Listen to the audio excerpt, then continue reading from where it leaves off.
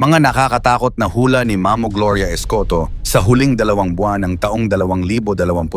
Si Mamo Gloria Escoto ay isang kilalang manghuhula sa social media.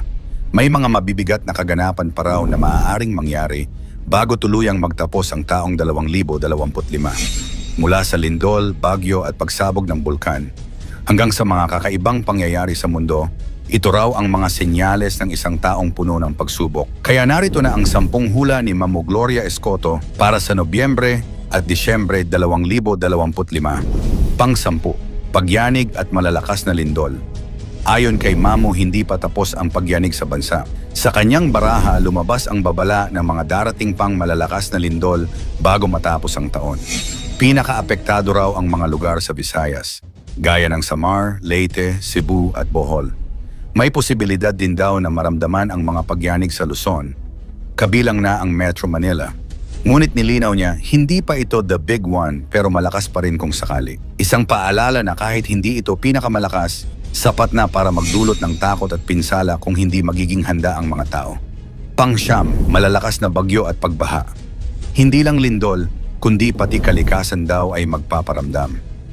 May paparating pa raw na mga bagyo sa huling bahagi ng taon. Pinakamalakas ang tatama sa Mindanao at Visayas, habang sa Luzon, bagaman mas mahina, ay maaari pa ring magdulot ng matinding pagbaha. Payo ni Mamo, maghanda na bago pa man dumating ang ulan. Hindi man ganon kalakas, pero maghahatid pa rin ito ng pinsala at mga pag-ulan. Sa panahon ng climate change, walang maliit na bagyo kapag hindi tayo handa. Pang-8, pagsabog ng mga bulkan. Isa pa sa nakikita ni Mamo ay ang pagsabog ng mga bulkan. Kabilang sa mga nabanggit niya ang Mayon, Taal, Canlaon at Bulusan. At may isa raw na dapat bantayan. Posibleng sumabog ang Mount Hibok-Hibok ngayong taon o sa susunod.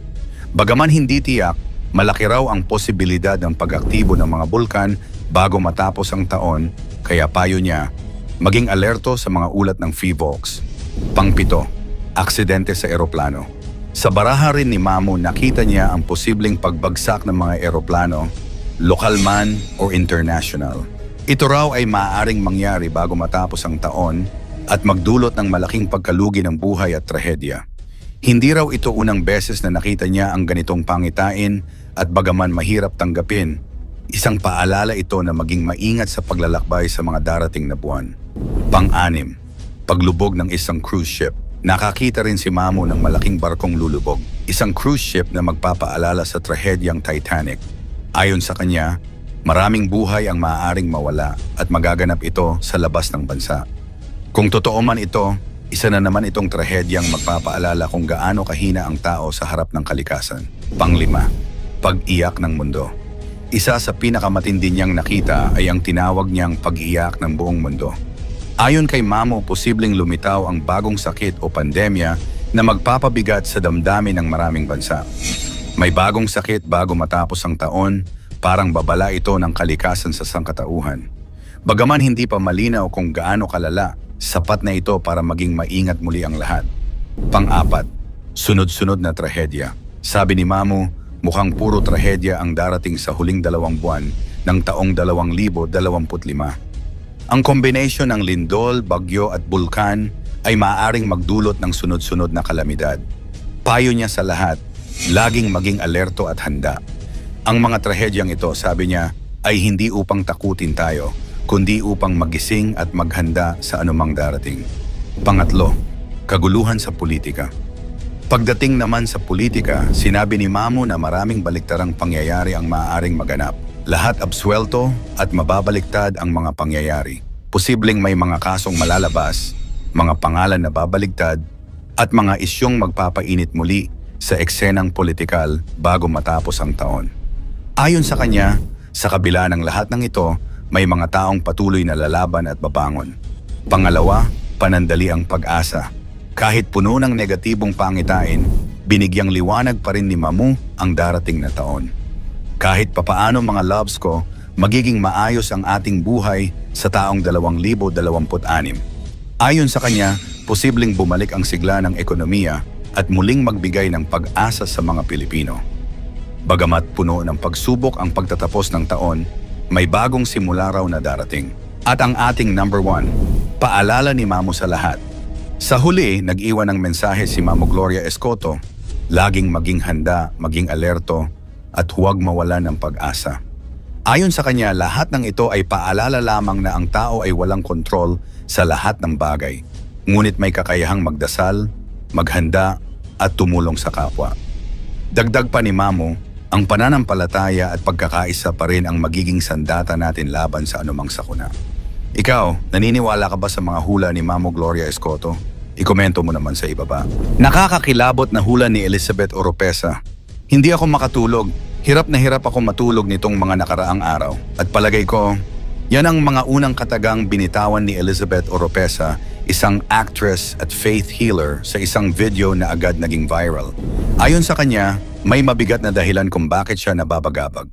Kaya alamin natin ang 10 nakakakilabot na hula ni Elizabeth Oropesa tungkol sa tinatawag na 3 araw ng kadiliman. Pang-10, ang di maipaliwanag na kaba. Ayon kay Elizabeth, ilang gabi na siyang hindi makatulog. Pakiramdam niya raw ay may mabigat na mangyayari at hindi lang siya ang nakakaramdam nito. Kasi nga po yung human resonance, may kinalaman po ito sa 3 araw ng kadiliman. Ang tinutukoy niya ay ang Schumann resonance o tibok ng mundo.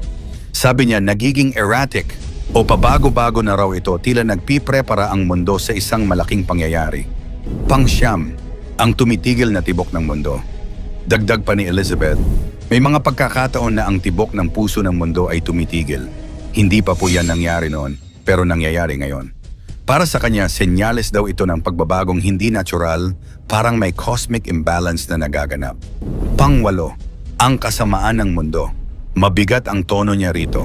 Ang kinalulungkot kasi ng langit kaya magdidilim ay dahil labis-labis na ang kasamaan.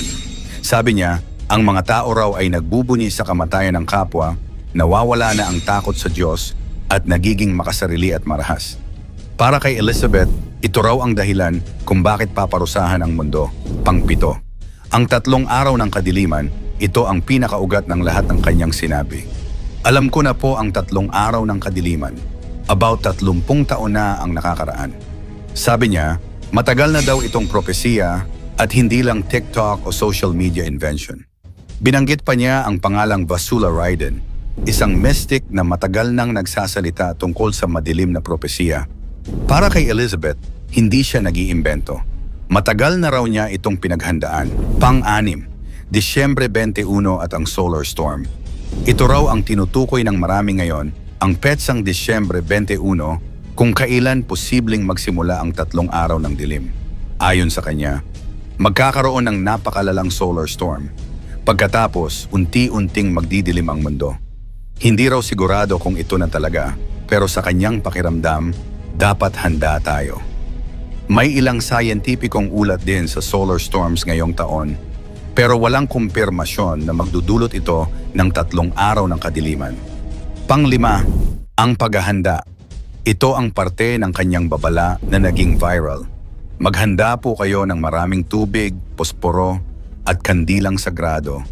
Kasi lahat ng kuryente, kahit solar, hindi aandar. Para sa kanya, ang mga ordinaryong kandila raw ay hindi sapat.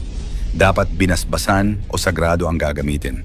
At kung may mga gamot o maintenance, dapat daw mag-stock na ngayon pa lang. Pang-4, ang kaguluhan sa labas. Ito ang nakakatakot na bahagi ng kanyang kwento. Magkakaroon po ng riots, looting, papasukin ng masasama ang mga bahay-bahay. Sabi ni Elizabeth, sa 3 araw ng kadiliman, magkakaroon ng kaguluhan dahil sa takot at kakulangan ng pagkain. Kaya't dapat daw ay manatili sa loob ng bahay, sarado lahat ng bintana at huwag bubuksan kahit may kumatok. Pang-8, ang panlilinlang ng mga demonyo. Isa ito sa mga pinakakilabot na detalye. May gagayahin silang boses ng inyong mahal sa buhay, huwag ninyong bubuksan ang pinto. Ayon sa kanya, gagamitin daw ng masasamang espiritu ang tinig ng mga kilala natin para pumasok sa ating tahanan. Sabi pa niya, pag binuksan mo, mamamatay kayong lahat. Kaya para sa kanya, ang panalangin at pananampalataya lang ang magiging proteksyon ng mga tao. Pangalawa, ang walang hanggang pagsisisi. Nagbigay siya ng matinding paalala, paanong hindi magagalit ang langit. Sumobra na ang pagkaganid natin. Hindi drugs lang ang nakaka-addict, pati pagsisinungaling, sex at pagnanakaw. Ang mensahe niya ay hindi lang tungkol sa takot, kundi pagsisisi at pagbabago. Para kay Elizabeth, kung mangyari man ang dilim, ito ay babala na dapat balikan ng tao ang kabanalan. At ang ating number 1, ang pag-asa. Sa kabila ng lahat, nagbigay siya ng liwanag sa dulo. Kung sakaling mangyari ito, hindi pa ito ang katapusan. Pagkatapos ng dilim, may pag-asa pa para kay Elizabeth. Ang pinakamahalaga ay ang pananampalataya. Hindi raw kailangan matakot kung ang puso mo ay malinis, dahil kahit magdilim ang mundo, ang liwanag ng Diyos ay hindi mawawala. Sa huli, ang pinakamagandang paghahanda ay hindi lang tubig, kandila o pagkain, kundi pananampalataya, kabutihan sa kapwa at sa kataas-taasang Diyos Ama.